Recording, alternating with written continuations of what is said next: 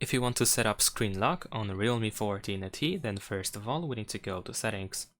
Over here in the settings, scroll down a little bit in order to find security and privacy. After that, scroll down again and choose device unlock, and then over here we have screen lock. Next we can choose the password type, so we can choose numeric, alphanumeric, and pattern.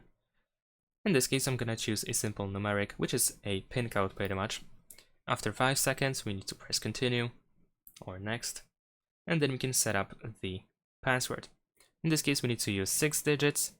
If you want to switch to a different password type, then you can choose this text, use a different password type, and we can use, for example, 4 digits instead.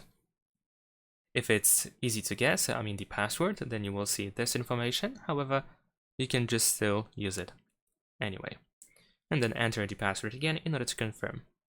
And there we go. You might see this information asking you if you want to also set up the fingerprint. So if you want to, you can press enable. However, in this case, we don't want to do that. And that's all. Thanks for watching. Leave a like and subscribe.